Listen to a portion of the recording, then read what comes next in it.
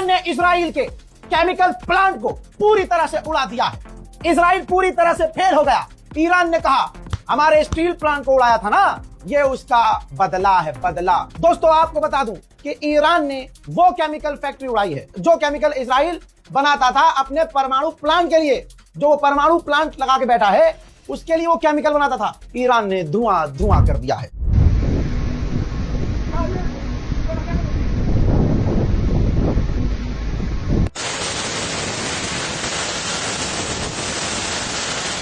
हजरत ये रोस्तम का इलाका था, इजराइल का रोस्तम। जी हाँ, पूरी तरह से ईरान की किसी भी मिसाइल को, बैलिस्टिक मिसाइल को फादरलैंड अंधभक्तों का बाप रोक नहीं पाया। तबाही क्या मची है, कुछ नहीं बचा। देखिए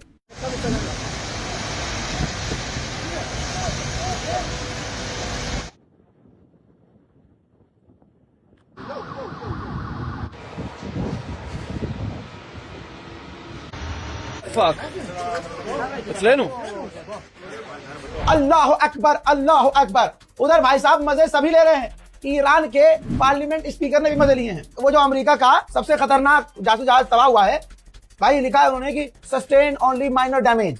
जैसे अमेरिका लिखता है ना बड़े बड़े हमलों को, बड़े बड़े नुकसान को लिख देता है, बस माइनर डैमेज हुआ है। तो ईरान के पार्लियामेंट स्पीकर ने अमेरिका के उस तबाह हुए जहाज को शेयर करते हुए लिखा है उसकी फोटो कि बस जरा सा डैमेज हुआ है। लीजिए लगे हाथ एक और एडवांस जानकारी, ये देखिए। तुर्की, पाकिस्तान, सऊदी अरब और इजिप्ट के ऑफिशियल इस वक्त पाकिस्तान में इकट्ठा हैं और इनकी आपस में बातचीत चल रही है। अभी अकेले अकेले खेल रहे हैं, ईरान सामने नहीं है दोस्तों। उधर ईरान ने 13 से 14 लोगों को गिरफ्तार किया है जो वीडियो बना रहे थे और वीडियो के साथ साथ मिस इन्फॉर्मेशन रिकॉर्ड कर रहे थे। यूक्रेन ने कहा है कि हमने मिडिल ईस्ट में ईरान के 7 ड्रोन इंटरसेप्ट किए हैं। कहना पड़ेगा, अभी डील किए भाई साहब, काम तो बताना पड़ेगा ना, चाहे करे ना करे, बोलना तो पड़ेगा कि हमने किए हैं। पड़ोसी मुल्क में एनर्जी लॉकडाउन लग गया है। पाकिस्तान ने ऐलान किया है कि सैटरडे और संडे ये 2 दिन पूरी तरह से बाजार अब बंद रहेंगे। अमेरिका का प्लान था कि कुर्दिश लड़ाकों को ईरान के अंदर घुसाएं, हमला करवाएं और सरकार गिरवाएं। याद होगा आपको ये प्लान। हजरत तुर्की के साथ साथ अरब के दूसरे भी देश भड़क रहे थे और अमेरिका से कह रहे थे ये सही नहीं होगा। कुर्द आसपास के दूसरे इलाकों में भी है।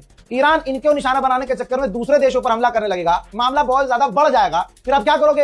अरब देश के बारे में जानकारी है, खासकर तुर्की भाग रहा था पूरी तरह से अमेरिका पे। ये कौन सा तुम्हारा प्लान है? इसी वजह से अमेरिका ने यह प्लान ड्रॉप कर दिया है। कुर्द के लड़ाके फटके 4 हो गए हैं। अब सोचिए, जैसा गाजा में इजराइल कर रहा था वैसा ही ईरान में कर रहा है। मेनाब के इलाके में स्कूल जो उड़ाया था इजराइल ने, जहां 165 से 70 लड़कियों की शहादत हुई, वहां पर इंटरनेशनल एजेंसियां और कुछ पत्रकार, इंटरनेशनल वाले पत्रकार, बड़े बड़े चैनल जो ईरान के बाहर के हैं, वो जब वहां गए मेनाब के इलाके में, तो इजराइल ने जानबूझकर वहां तगड़ी बमबारी की। कोई पत्रकार घायल तो नहीं हुआ, लेकिन डर तो लगा, मौत सामने नजर आ गई।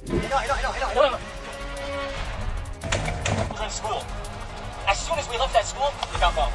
چون که خبرنگارا رو نمیخوان بیان که به افتخار مرکز رسانه‌ای که صبح بین معاونت عمومی مرکز صدا و سیما ما میزبان خبرنگاران خارجی हस्तीम از کشورهای آمریکا، استرالیا। आजाद इसके बाद आप बता दूं कि ईरान के यज़्द के इलाके में, तस्वीर देखिए, यज़्द के इलाके में ईरान पर हमला हुआ है। लेकिन कुल मिलाकर ईरान ने फुल मजा लिया है, पूरा बदला सूद समझ लिया है। अमेरिका और इजराइल के तमाम एयर डिफेंस सिस्टम फेल हो गए हैं। मैं तो कहता हूं तमाम देशों से कि मोदी सरकार के जो चाहने वाले हैं भारत में, वो इजराइल के बहुत फैन हैं और इनका पिछवाड़ा डिफेंस सिस्टम से कम नहीं है। इनको ले जाइए इन भक्तों को मिडिल ईस्ट में, इनकी चड्डी उतार के ऐसे घोड़ा बना के उल्टा लिटा दीजिए, मिसाइल आएगी, उछल उछल के लपकेंगे। समझ रहे हैं? बहुत टैलेंटेड आदमी है भाई। जो आदमी दिन में मूत पिए, रात को गोबर खा के सो जाए और हर चीज में मोदी मोदी कहे, वो कितना टैलेंटेड होगा यार। फिलहाल के इस रिपोर्ट में इतना ही। जय हिंद।